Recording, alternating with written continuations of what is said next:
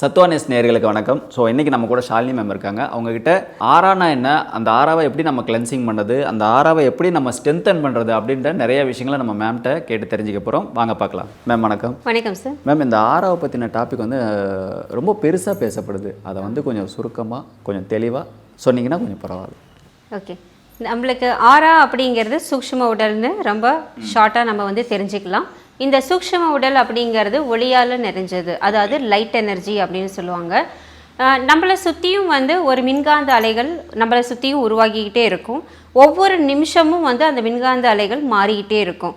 So depends upon நம்மளுடைய emotions, அதுக்கப்புறம் நம்மளுடைய ஆக்டிவிட்டீஸ், நம்மளுடைய சக்கரங்கள் இயங்கக்கூடிய தன்மை, இன்னொன்று நம்மளுடைய இமோஷன்ஸு.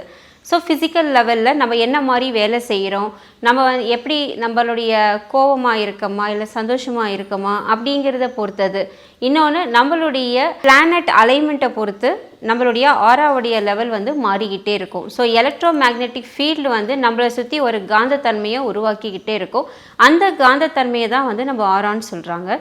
ஸோ அந்த ஆரா நம்ம கண்ணால் பார்க்க முடியாது, ஆனால் நம்மளால் அதை சென்ஸ் பண்ண முடியும். இப்போ நம்ம இப்போ நான் இப்படி இவங்களை பார்த்து பேசிகிட்டு இருக்கேன் அப்படின்னா என் பின்னாடி யாராவது ஒரு 4 அடிக்கு தள்ளி நின்றுட்டு இருந்தால் கூட என்னால் அதை உணர முடியும். அதுதான் அவங்களுடைய மேக்னெட்டிக் ஃபீல்டும் நம்மளுடைய மேக்னெட்டிக் ஃபீல்டு ஒன்றோட ஒன்று மெர்ஜ் ஆகும்போது நமக்கு அங்கே நம்மளை யாரோ பார்த்திங்கன்னா டச் பண்ணுற மாதிரி அந்த சென்ஸ் வரும். இல்லை யாரோ நம்மக்கிட்ட நிற்கிற மாதிரியோ நம்மக்கிட்ட பேச ட்ரை பண்ணுற மாதிரியோ அந்த டெலிபதிக்கலாகவும் நமக்கு அந்த இன்டென்ஷன் வர்றது.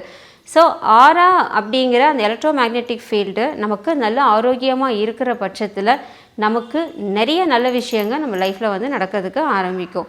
ஸோ ஒருத்தருடைய ஆரா எந்த அளவுக்கு நல்லா இருக்கோ அந்த ஆரா தன்னுடைய வீட்டில் இருக்கிறவங்களுக்கு, நம்மளை சுற்றி இருக்கவங்க எல்லாருக்குமே ஒரு நல்ல வைப்ரேஷனை கொடுக்க முடியும். அதனால தான் பெரிய பெரிய யோகிகள் சித்தர்கள் எல்லாம் பார்க்கும்போது அவங்கள தொடாமையே அவங்க பக்கத்தில் நின்னாலே நமக்கு ஒரு நல்ல பாசிட்டிவ் வைப்ரேஷன் கிடைக்குது, அவங்கக்கிட்ட இருந்து நல்ல பிளெஸ்ஸிங்ஸ் கிடைக்குது அப்படின்னு சொல்கிறோம் இல்லையா. அதுக்கு மெயினான ரீசன் இந்த ஆறானால தான்.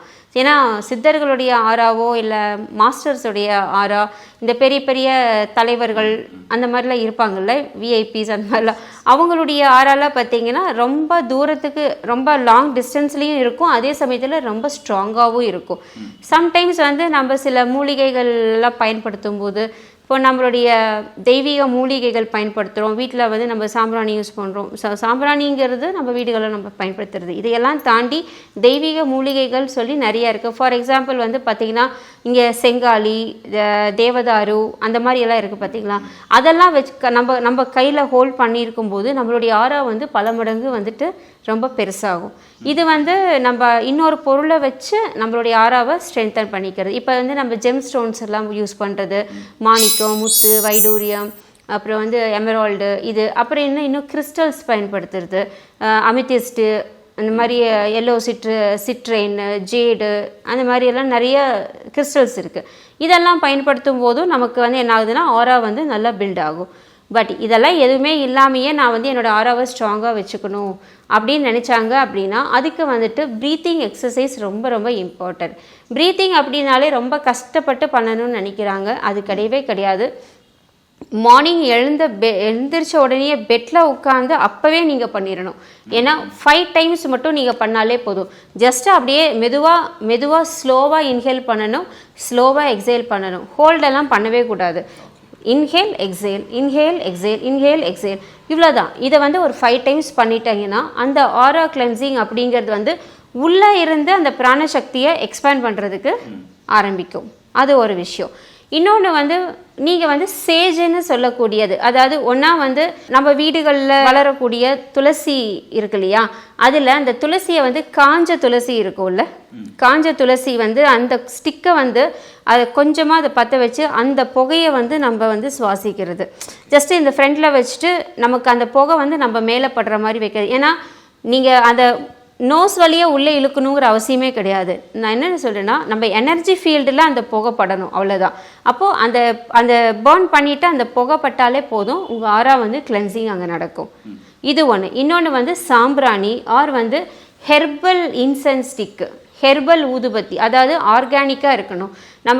நம்ம வாசனைக்காக பயன்படுத்தக்கூடிய ஊதுபத்தியெல்லாம் அந்த மாதிரி வைக்கக்கூடாது.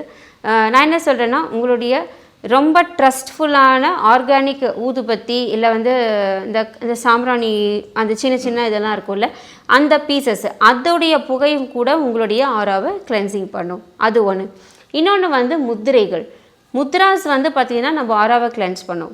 அதில் வந்து ஆராவை கிளென்சிங் பண்ணக்கூடிய முத்திரை பார்த்திங்கன்னா நம்ம நார்மலாக சின்முத்ரா யூஸ் பண்ணுவோம். இந்த சின்முத்ராவில் வந்து பார்த்திங்கன்னா இந்த பொசிஷன், ஜஸ்ட் இந்த பொசிஷன் தான்.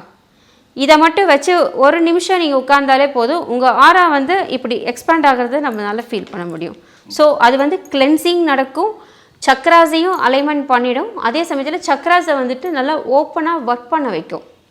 ஸோ இந்த முத்ரா வந்துட்டு ரொம்ப இம்பார்ட்டண்ட்டான முத்ரா. ஸோ இந்த பொசிஷனில் வைக்கிறது இது ஒரு முத்ரை. அடுத்தது பார்த்திங்கன்னா நம்மளுடைய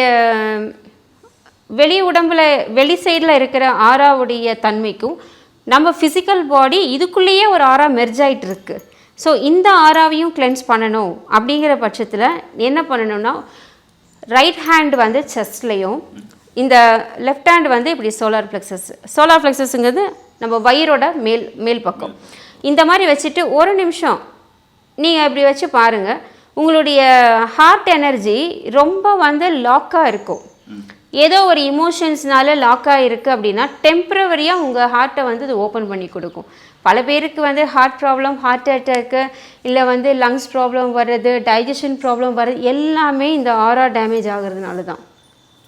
ஸோ நீங்கள் இதை ஒன்று ட்ரை பண்ணுறீங்க அப்படின்னா இதுக்கு ரொம்ப நேரம் டைம் எடுக்காது, ஜஸ்ட் 2 மினிட்ஸ் போதும் ஒரு நாளைக்கு. நம்ம எவ்வளவோ டைம் ஸ்பெண்ட் பண்ணுறோம் ஏதேதோ விஷயத்துக்கு, நம்மளுடைய ஹெல்த்துக்காக ஒரு 2 மினிட்ஸ் டைம் ஸ்பெண்ட் பண்ணலாமே. ஸோ நீங்கள் ஒரு ஜஸ்ட்டு செஞ்சு பாருங்கள். இந்த ஒரு ப்ராக்டிஸ் மட்டும் பண்ணி பாருங்கள். நல்லா ப்ரீத் எடுத்துகிட்டு நார்மல் ப்ரீத்து கண்ணை மூடி வச்சு பாருங்கள். உங்களுக்குள்ளேயே நீங்கள் எக்ஸ்பேண்ட் ஆகிறத ஃபீல் பண்ண முடியும்.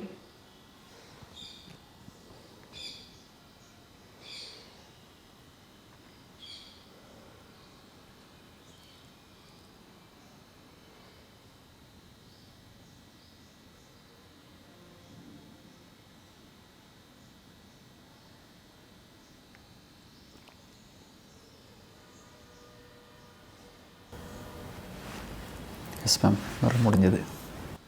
இப்போ உங்கள் ஆரா வந்து எக்ஸ்பேண்ட் ஆகும்போது எனக்கு தள்ளுது இப்படி. உண்மையா? ஆமாம், உண்மையாக தான். இது என்னென்னா இது கண்ணால் பார்க்க முடியாது. ஏன்னா நம்ம கண்ணுக்கு இருக்கிற எனர்ஜி பவர் அவ்வளோதான். அதாவது நம்ம காதுக்கும் கண்ணுக்கும் வந்து இவ்வளோ குறிப்பிட்ட அலைவரிசையை தான் பார்க்க முடியும் அப்படின்னு ஒன்று இருக்குது. ஆனால் அதுக்கு மேலே போகணுன்னா எலக்ட்ரோ மெஷின்ஸ் மூலமாக தான் நம்ம நல்லா பார்க்க முடியும். ஸோ கெர்லியன் ஃபோட்டோகிராஃபி அந்த மாதிரிலாம் இருக்கு இல்லையா, அந்த ஃபிலிம் அதுலையெல்லாம் தான் நம்ம பார்க்க முடியும். அப்போது உங்களுக்குள்ளேயே நீங்கள் எக்ஸ்பேண்ட் ஆகும்போது உங்களுடைய ஆரா வந்து இப்போ ஜென்ரலாக வந்து இந்த அளவுக்கு தான் இருக்குதுன்னு வச்சுக்கோங்க. உங்கள் உடம்புலேருந்து இவ்வளோ தான் இருக்குது அப்படின்னா இந்த ப்ராக்டிஸ் பண்ணும்போது உங்கள் ஆரா எக்ஸ்பேண்ட் ஆகி இவ்வளோ தூரம் பெருசாகும். ஓகே, ஸோ இன்னும் பெருசாகும். ஆனால் உங்கள் ஆரா இது வரைக்கும் வந்துச்சுன்னா நான் உள்ளதான் உட்காந்துருக்கேன். அப்போ உங்கள் ஆரா என்ன செய்யும், ஏன் ஆராக்குள்ளேயும் பெனிட்ரேட் ஆகி போகும். ஓகே, சரிங்களா? இதுதான் வந்து ஒருத்தரோட நல்ல எனர்ஜி வந்து இன்னொருத்தருக்கு கிடைக்கிறதும் இப்படி தான், ஒருத்தரோட சிக் எனர்ஜி ஒருத்தருக்கு கிடைக்கிறதும் இப்படி தான். சரிங்களா? ஸோ இந்த ப்ராக்டிஸை டெய்லி எவ்ரிடே பண்ணி பார்த்தீங்கன்னா, இப்போ காலையில் இதை பண்ணிட்டீங்க, ஒரு 2-3 மினிட்ஸ் இந்த மாதிரி ஆராவை எக்ஸ்பேண்ட் பண்ணிட்டீங்கன்னா ஈவினிங் வரைக்கும் உங்களுக்கு டயர்டே ஆகாது, அவ்வளோ எனர்ஜியாக இருப்பீங்க. Okay ma'am. ஸோ இதை கொஞ்சம் ரெகுலரைஸ் பண்ணும்போது நமக்கு நல்ல ஒரு ரிசல்ட் இருக்கும். நிச்சயமாக நானும் ட்ரை பண்ணுறேன் காலையில் எழுந்திரிச்ச உடனே. கண்டிப்பாக. அதே போல் ப்ரீத்திங் எக்ஸசைஸும் அதே போல். தென் வந்து இந்த முதிரையும் வச்சு பாருங்கள். இந்த முதிரையை வைக்கும்போது உங்களுக்கே தெரியும் உங்களுடைய அந்த இடுகலை பிங்கலை நாடிகளில் இருந்து பார்த்திங்கன்னா அந்த எனர்ஜி வந்து அப்படியே பூம் ஆகும். ஸோ நமக்கு கண்ணுக்கு தெரியாமல் எனர்ஜிஸ் நிறைய இருக்குது. ஸோ நம்மளுடைய ஆரா எவ்வளோ ஸ்ட்ரென்த்தாக இருக்கோ அவ்வளோ நமக்கு வந்துட்டு பாசிட்டிவ் வைப்ரேஷன்ஸ் அண்டு வந்து நம்ம என்ன நினைக்கிறோமோ அது எல்லாமே ஒரு கட்டத்தில் நடக்க ஆரம்பிச்சிடும். Super ma'am. இந்த நம்மளுடைய அந்த ஆரா எனர்ஜி, அதாவது அதை எப்படி வந்து ஸ்ட்ரென்தன் பண்ணுறது, ஸோ அந்த கிளென்சிங் எப்படி பண்ணுறது அப்படின்ற மாதிரி விஷயங்களை எங்களோட பகிர்ந்துக்கிட்டீங்க. ரொம்ப பயனுள்ளதாக இருந்தது.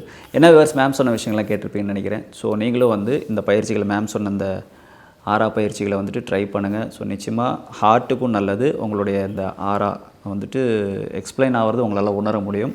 ஸோ நிச்சயமாக ட்ரை பண்ணி பாருங்கள். கீழே டிஸ்பிளேயில் நம்பர் இருக்குது, அந்த நம்பருக்கு கான்டாக்ட் பண்ணி நீங்கள் வேறு ஏதாவது டவுட் இருந்துச்சுன்னா மேம்கிட்ட பேசிக்கங்க. ரொம்ப நன்றி மேம். நன்றி சார். நன்றி.